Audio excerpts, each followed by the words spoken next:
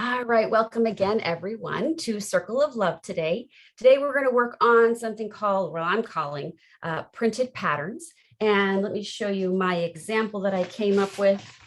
Here's what I had so far. It didn't even turn out the way I expected it when I first sat down to begin this, but I'm really happy with the way it turned out now, and it really has a lot of meaning to me. So even though to you it might look like just kind of a mess of shapes, it's got a lot of layers and meaning to me. So I'll talk more about that in just a moment. And I think that you might find today as you work that you discover some meaning in your printed patterns as well. All right, I'm going to flash to my work surface now so you can see what supplies I have. First, I recommend today starting with a surface that is okay to get paint on. So I just have this large kind of piece of paper that I use kind of as a work mat. So it's something to think about, or maybe you have a plastic tablecloth, or, maybe you already have a tablecloth or a surface that you just allow to get dirty all the time, and that's okay. I also have some plates just to use as surfaces that I'll be able to spread paint on. Okay. I have some water. I have my brush. I've just kind of got some random paints there. I have these kinds out right here, but you can use any other kinds. As a matter of fact, what inspired my project is house paint. So I've got some house paints that are some different colors. This is kind of like a sky blue color. Okay. You may also prefer to use watercolors today. If that's what you have, that's great. You may also prefer to use washable markers today. And if that's what you have, that's great. I'll show you later how that can be incorporated. And then I have a variety of found objects, things that I felt like were maybe different shapes or different textures that might create an interesting print. And I'll show you how I use mine, and then you might need to make some modifications to your pieces that you collected, or maybe you just use them right away. They're ready to go. You can see here, I even have a plastic fork. Okay. This one is one, if you have let's see here, an extra plastic card, or maybe this happens to be one of my old hotel keys that I've been in. And I keep these, and then I use these. Today will make a great print of a line, but also it makes a great scraper for paint. So if you have something like that already laying around, or you remember where something is, you have a moment to go get a couple of the things that you might think can work. If not, you can also just use a piece of cardboard, or you can take a piece of paper and just fold it up a few times, and maybe the size of this card so that it gets nice and thick, and then you can use that to scrape with. Okay. All right. I have a few lids here. I took a toilet paper tube and I cut a little section of it, and I've been stamping with one end of that. Just a few random things. I saw this spring. I thought it might be cool to have a kind of repeated marks. And I even have a Q-tip. We'll see what happens. I'm not sure what's going to become of that yet. All right. Excellent. And then as far as paper goes today, I actually am starting with white paper. And you can either start with white paper and stick with that white background if you want, or I am going to be actually starting by first creating a background, a colored background, and then using that to stamp on top of. Okay. All right. So those are some of the items that I have here. I want to show you some other ideas or examples that I happen to have. And this is kind of what inspired my project today. Well, there are a few things that inspired my project, and this is one of them. So actually, when I had my first child, I needed a way to be able to make art really simply and quickly. And I say needed, it was just that I was very much an active artist at the time, but having a small baby and then my own body physically, in the process of recovering, I needed something that was not as physical as I had already been working on. So somehow I got into this process of painting with just stamping. And I created these painted patterns, and this is house paint, all of these. This one's just really simple, but I loved how it can be juxtaposed with other things. And then this is a good example of some of the kind of imagery that started to come out. And I did create some larger paintings this way. And it was very meditative. It was very soothing. And it was simple enough that I could use items that I found laying around, as prints, and it felt really creative. So I found these laying around and I remembered about them, and I had forgotten. It was so long ago. That was, gosh, about, I would say 23 years ago. And then it occurred to me, I always hold on to things. I hold on to things saying that I'm going to use them, or saying that I'm going to try to remember something about, remember them later on for something. And then I don't. And then I end up with all these collections of things. And that's a big, huge pattern and cycle in my life. So now I'm going to flash to my face here. And that got me thinking to all of the patterns that I keep on reliving, and that I always say that I want to change, and then I don't. So today I am making the move to change this pattern of mine, that I don't use the things that I collect. Today I'm going to use them. So I'm breaking that cycle. Okay.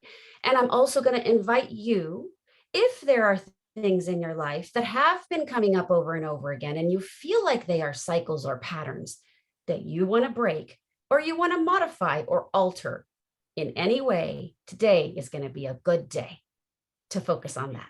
Okay. All right. So on that note, what I'm going to do, and as I work, I will continue talking more about that and explaining how I'm relating that concept to this activity today. But for starters, it's time to get a little playful, a little, maybe even a little messy, and that's okay today. All right, I'm going to move these things kind of out of my way. And I'm going to make sure that my work mat is lined up so that my paper has enough room all the way around it for any extra paint that might go on it. And if I've said something that's already inspired you and you've already gotten started on your own, or you want to get going already doing your own thing, go for it. But if you want to just follow along with me and see what I do and try what I do, then you are welcome to do that too. So the first thing I'm going to do in order to create a really fast colored background, and because I have these liquid paints, is I'm just going to splatter some, let some just kind of ooze onto the page there. You don't even have to be neat about it. And right now I'm not even paying attention to color. Sometimes I say, think about the colors you're choosing. See if that has any meaning to you right now. But right now I'm finding that it's going to be more important for me in this moment to just get to the next step. And that's another way I'm breaking another one of my patterns. Sometimes I think too much, and then I don't get anywhere because I'm just stuck in my thinking mode. I'm going to ignore that thinking mode right now, and I'm just going to go on to the next step. If you're following along with me and you've got these piles of paint on your paper, then it's a good time to try out this card method if you have never done this. And if you have, you'll probably remember what's going to happen next. But basically, I'm going to take this and I'm going to scrape all of these paints like this in various directions, letting them swirl and mix, and just dragging that paint all the way across the paper to fill the paper. Now, this is where you'll see, yes, it does get a little messy. Sometimes you get these big drips. It accumulates on the card. It'll go off the edges of the page. So just push it all the way off the edge of the page onto your work surface. Okay. And if you're wondering, well, what if we don't have this paint? Don't worry, I'm going to do another demonstration right after this. Okay. immediately after this scraping, and I'll show you what other things you can use. All right, so here we go. If you scrape enough, and if you scrape hard enough, okay, long enough and hard enough, you'll actually get the paint back off of the surface, and all that will stay is just the paint that's absorbed into the surface, and it dries really quickly that way. Okay, and I'm going to set this aside, and I want to show you what you can do if you don't have this liquid paint. Like these happen to be acrylics. All right, what if you just have these markers? Okay, this is another thing you can also do. If you have just these markers, water-based markers, see if you can find kind of a longer, like this, or broader surface of the tip. Okay, and I am using that broad surface, and I'm just scribbling and scribbling. Again, not really giving it too much thought other than covering the page. Let me give it a little more just to get more ink on there. And some more scribbling. And soon enough, I will get enough ink on the page to be able to then take water or a napkin with water. So I'm dipping it in my water right now, and smear the whole thing. So sometimes we try really hard to not let our markers run. Well, this is the time you go on ahead and you let them run all over the place. So this is another option for a background. Okay.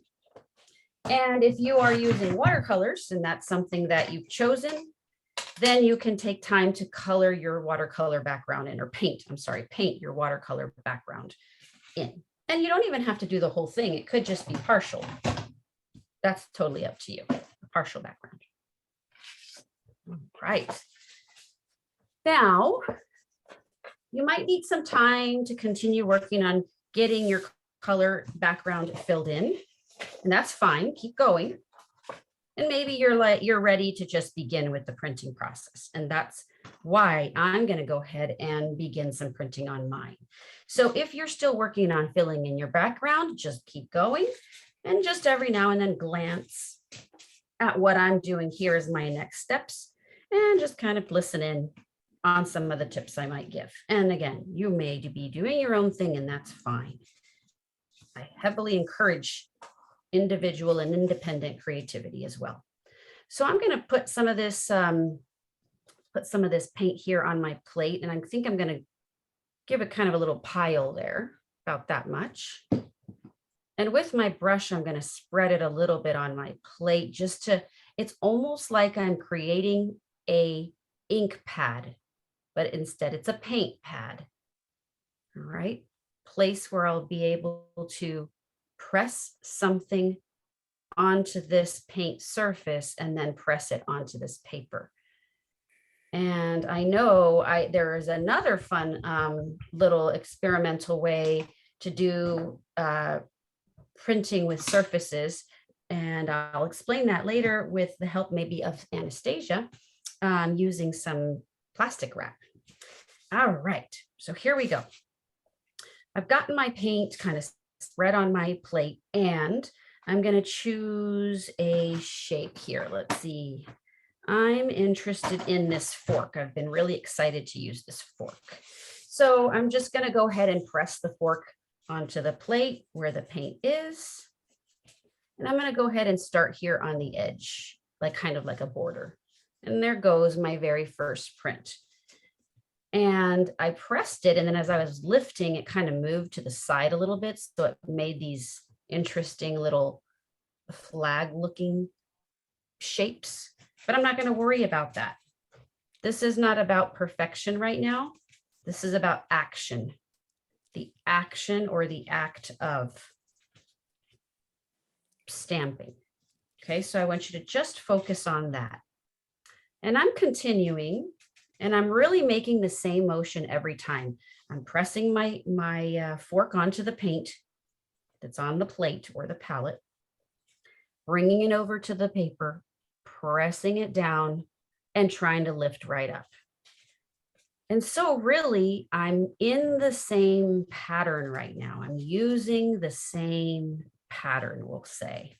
In a moment, once I feel like I've gotten a good handle on this particular pattern, what I'm going to do is think of how can I continue the pattern now, turning my page along a new edge here of my border, but do it a little bit differently. So maybe this time, instead of laying my fork down like this, perpendicular to the edge where the prongs are kind of pointing like this off the edge of the paper, instead, I might turn my fork and start printing this direction, where it's like I'm making these parallel lines now, parallel with the edge of my paper. Okay. So there we go. So now I'm changing the pattern. I'm figuring out what I can do creatively right now on my paper and what motion I can change and movement I can alter to change the pattern in some way. I'm not actually changing it as in removing it completely, throwing it away. I'm just changing one thing about it and therefore making it work differently on my paper. Okay. All right, I'm going to continue this around. And I'm going to come back now to a new edge. And now I have to make decisions. It's somewhat of a creative decision or an artistic or a design decision, but it's also a conceptual decision, kind of like a life decision right now. Here I started one way with one pattern, a certain way. Here I continued the pattern or at least the motion, but I changed the direction and therefore almost changing the pattern or altering the pattern in some way. Should I alter the pattern again in a completely new way? Or should I return to my original pattern down here that I started out with and my original action? Okay. Or should I continue with this new one that I discovered right here on the side of my edge of my paper? Or should I maybe work on a combination of the two? And how does that apply to the patterns that you've been thinking about in your life, right? So I think right now what I'm going to do out of all those choices is I think I'm going to do somewhat of a combination for this next edge of my paper. Notice I'm having to restock, okay, my paint. I'm going to go around here and I am going to do a combination. So here I'm going to turn my fork so that it's going parallel to my edge of my paper, and then turn my fork so that it's going the tips of the prongs are going off the edge of the paper, the way it is here or the way it is down here. A little bit of each is what I'm doing, and I'm doing now alternating, the two of them alternating.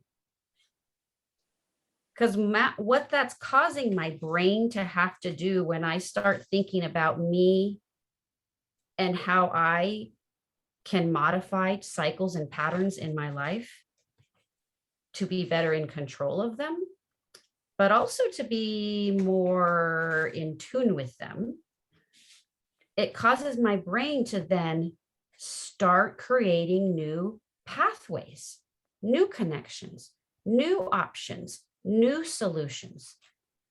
And it's really doing that, even though we're only just working here on our paper, playing around with paint and some odd stamps like a fork. Actually, those neurons and those pathways are being formed in our brain right now. Something to think about. So I've gone now around 3 of the edges of my page, and it's time to get to the 4th, and it's time to think about what I'm going to do with that last edge. Again, should I return to one of these that was back here that I've already done before? Should I recover that? Should I relive that pattern? Should I create a new one? What is really most useful to me right now in this moment?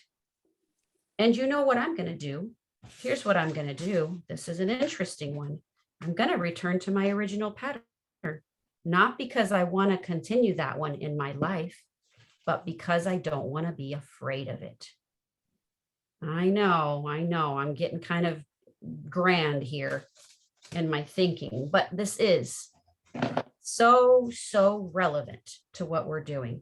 I'm going to return to this pattern that I felt that had so much control over me in my life before. And I'm going to go ahead and go all the way across with this one because I'm no longer afraid of it. I've seen other choices now. I've lived other possibilities. So this fear does not consume me anymore. So I'm coming over here and I'm just letting it be, exist over here again, letting it be, but knowing that it doesn't rule me and that I can choose because I have learned and I have seen now other ways and other options. Okay. I hope that that's making sense, at least in some way. And if it's not, you can just throw it all out the window. That's fine too. All right. So I've gone all the way around here and created somewhat of a border. You may like that approach. You may prefer doing rows like this, printed rows, or columns maybe on your page, or maybe other directions, like maybe a spiraling kind of motion. It's completely up to you. Here is the time when I would maybe look to find a new, let's see here, a new stamp. And I kind of like this little sliver of a sponge that I have here. And this might be a good time also to maybe think about a different color that you want to use. So here I might change my paint color to, I'm thinking maybe I'll use this aqua color. There we go. I did get kind of a lot on there. We'll see if I end up using it all. And again, I'm going to need to do the thing where I'm spreading the paint. Okay. All right. And now this is also where I want to take a look at, what if you were working with watercolor? What if your background was created differently and you're using different materials or a different medium? So let's look at this real quick. This one. All right. Here is where you can take your washable marker and you can take your other surface or your stamps, your stamp pieces, and you can try applying that ink to the edge of those. So I'm doing the edge of the toilet paper, cardboard toilet paper tube. And you would have to work really quickly on this one, but come down and press, and you can get a mild stamp. There we go, that way. Okay. And depending on the surface. So I'm going to try now. I'm trying to get a plastic. Let's see what happens when I do plastic. I feel like plastic might be more successful with this. And then I want to show you this technique that Anastasia has used that I would love to share with all of you.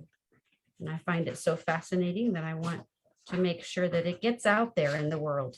So here I've rubbed my marker on my plastic lid, and I'm coming over here and I'm pressing. And I do get a print. And actually, I like that print. I really like that print. Okay. And I could keep coming in here and repeating that. Or maybe when you're working in this way that is causing you to have to kind of reload every time, you might instead then work in a different method or different pattern where maybe you place your stamps in some order, but maybe instead they're really truly just kind of floating around randomly right now. And that's okay too. That's okay too. Later, you can, if you feel the need to, try to establish some kind of pattern or order with that. So you're working almost in reverse. Or leave it the way it is. That's fine too. It's okay. It's all okay. I'm going to try this one now. I'm going to change color of marker. And I'm going to try this as metal. Okay. And I'm just going to go ahead again and color that surface right there. So I've applied some marker. Here you can see the marker. It kind of separates a little bit, but I'm interested in seeing what it does. So I'm going to press it down on the paper. And it does make a print. Okay, and again, this might be a good method to use also on a white background where you can easily then see the stamps or the prints. These are some really interesting ones here, some unique ones. I might want to do this on white background so I can see them better. Okay, but if you have this colored background and you still want to do something with it, what I might do, here's another thing, is actually instead of print or stamp, you can also trace. So tracing in repetition is extremely meditative, extremely, extremely meditative. That's another thing that you can do if you wish. And I've done this before, just when I have something kind of swirling around in my mind that maybe I don't really need to find a solution for per se. I just kind of want to sit with it for a little while. This is really soothing. And again, here is one row of repetition. When I continue to the next row is where I would start thinking, how can I take that and how can I alter it just a little bit now in this next row? And I think what I might do, something that's really simple, is just start by overlapping. So I'm overlapping there and I'm overlapping here, right here. And what's interesting is once I start doing that, the circles no longer end up, see, like this vertically in neat columns. Instead, they start kind of staggering like this. I like that conceptually because it shows me visually on the page how adjusting my position just a little bit creates a brand new situation, you know, and there's so much of that psychology to be able to be applied to life as well, right? Adjusting our position just a little bit causes the whole situation to be different. Now I can continue with this.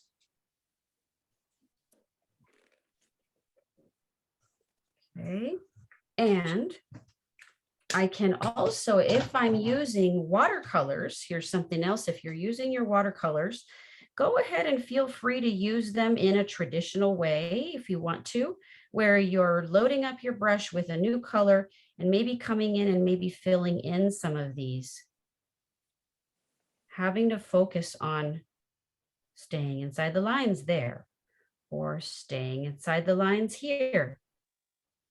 Or maybe you stay inside the lines too much and you want to instead get outside those lines all over the place. Go for it. You do what you feel you really need right now, paying attention to your experience. How is it affecting you right now? What direction do you think you need to go? I don't have all the answers. I just have some ideas, and I'm happy to come and be here with you. But really, ultimately, we all make our own decisions and follow our own leads. So right now, I just felt I needed to get all those filled in. There we go. And that was with watercolor. Of course, you can do that with markers as well. All right. Now I've given you a few directions to go in here. And I think what I'm going to end up doing right now is switching back to this page where I was working with the acrylics. And I'm curious to see kind of what is the next shape or what is the next, object that I choose to do the stamping with. I'm excited to get to that next layer or that next level. And I'm also excited to see what you come up with. So if you're out there at home trying this, I'm going to ask you to keep going till you have your page filled up. And please, please, please send me or email me, text me if you want to, photos of your finished work. I love seeing how your work turns out. All right. And I'm just going to flash to my face for just a second. If you're out there too at home and you're seeing this as a recording, I appreciate you taking the time for yourself, for creativity, and still to be a part of our circle of love, even from home. All right. And well, I guess we're all at home. What I mean is on your own time. All right. I'm going to stop the recording and I'm going to say thank you so much and goodbye for those who are watching the recording.